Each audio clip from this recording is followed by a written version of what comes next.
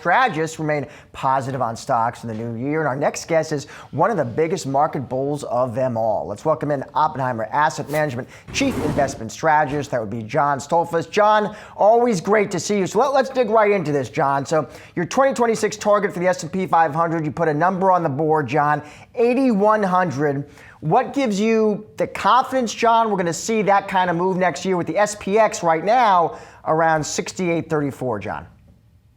Well, we've got to consider, Josh, that when we look at the market since the fourth quarter of 2022, when we saw the market beginning to rally off of all that negativity that we had for the first three quarters of 2022, the market has repeatedly shown resistance to falling to the temptation of negativity. It has found resilience in economic data as well as in earnings.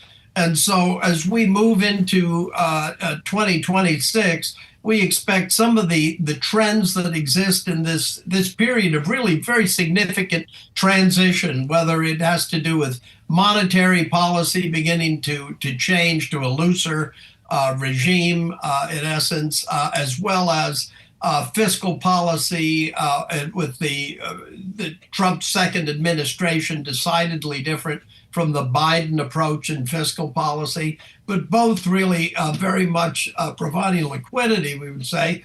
We've got to think that it's going to be good for corporates and it's going to be good for the consumers. And it'll be reflected in stocks rising probably somewhere about 14 to 17% overall next year, depending upon which gauge you look. If we get to 7,100 by the end of the year, which is our target for this year, it'd be about 14% upside for next year, 17% from where it was, as I recall, on Friday's close. John, let me ask you, and I'm sure you got this question from clients as well, just how you're thinking about valuations, John, and whether could we be underestimating the risk of things looking fairly stretched here? Yeah, you know, Josh, I think that when we look at third quarter earnings up 12.9% earnings growth third quarter year over year on back of revenue growth of about 8%.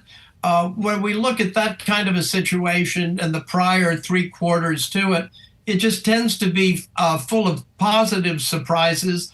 We would have to say that we'll have to watch as we go forward here, interpretations of changes within the market in terms of valuations. Where we are right now, I mean, my gosh, this is looking for a multiple of around 25, 26 times for next year based on a forward projection of $305 worth of earnings and an $8,100 target. Looks pretty wild, but we would expect earnings will grow ahead of expectations, ahead of our 12% growth in earnings. So we think it'll be still relatively rich in terms of historical. But you know, I've been in this business for 43 years, and what's decidedly changed is the way investors invest. Traders are still short-term oriented, generally leveraged with the ability to throw down perfectly good stocks as well as bad stocks like hot potatoes on any kind of catalyst that they see. But the long-term or intermediate-term investor, 2, 3, 5, 7 years and beyond out, what they're looking for is the ability to provide for things like retirement, kids' education, in a world where Social Security and benefits at corporations are not the same as they used to be 40, 30, 20 years ago. And so as a result of that, they're investing like investors that are conservative investors.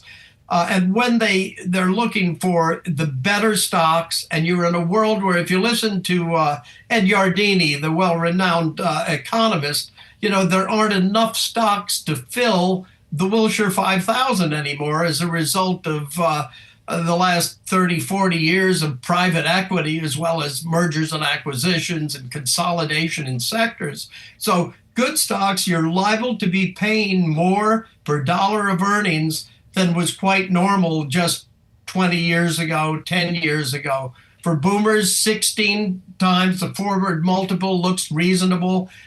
For investors who are older than the boomers, they even think stocks are cheap only when they're at 12 forward multiple. But the younger generations tend to begin pushing that multiple up, and even the boomers are willing to pay more. And it's much like economics 101. It's supply and demand. Now that's outside of the memes. It's outside of the crypto. This is the serious money that's invested for things like being able to remain at a certain standard of living in retirement.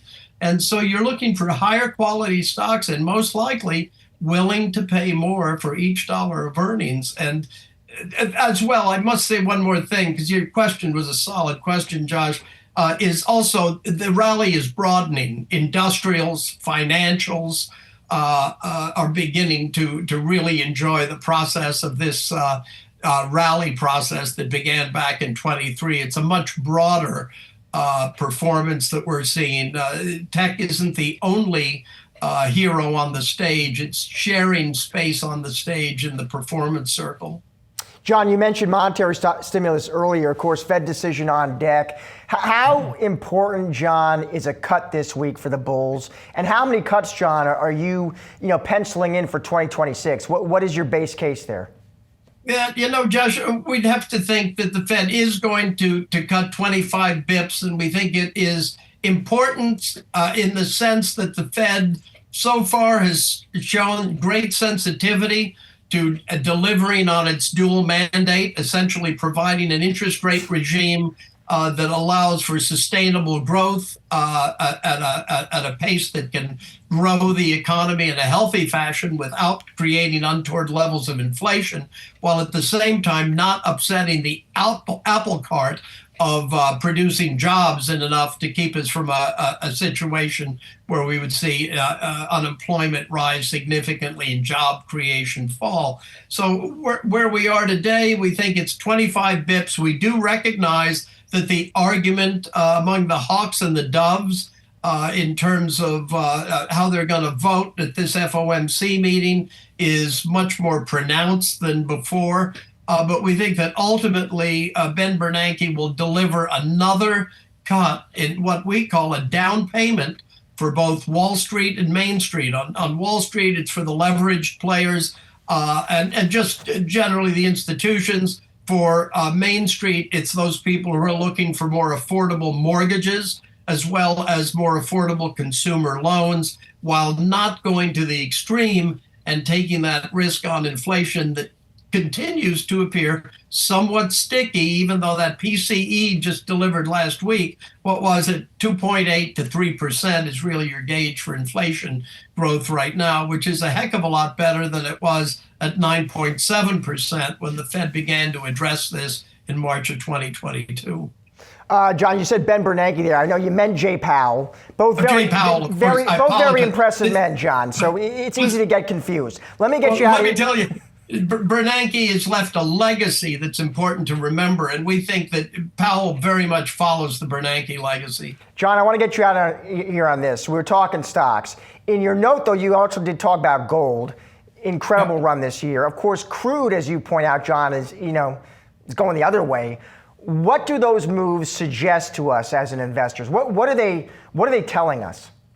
Marvelous question. With gold, one would often think, it's a question of investors hedging against inflation, also hedging against the possibility of the dollar falling further should the Fed continue a policy of rate cuts. But at the same time, the effects on gold really have to do with you've got major central banks in the emerging markets, China, Russia, Saudi Arabia, India, and other emerging markets. Their central banks have been buying gold to support their currencies competitively versus the dollar, which has proven strong even through crises like the great financial crisis, like the COVID pandemic, and just the process of a lumpy transition from the COVID period through the supply chain disruptions and all, and then Ukraine, and then various things that happen around the world in the Middle East, for example, wherein the dollar remains where investors go when they really get worried. But on a day-to-day trade basis, the emerging markets are trying to build their own Silk Road, not just China, but sort of an other road of trade to compete with the U.S. And the way they're looking to do it is supporting their currency, so they can try to take away a little bit of the glamour from the dollar as the reserve currency of the world. And that's supporting gold in the biggest way that we can see, and likely will continue for some time.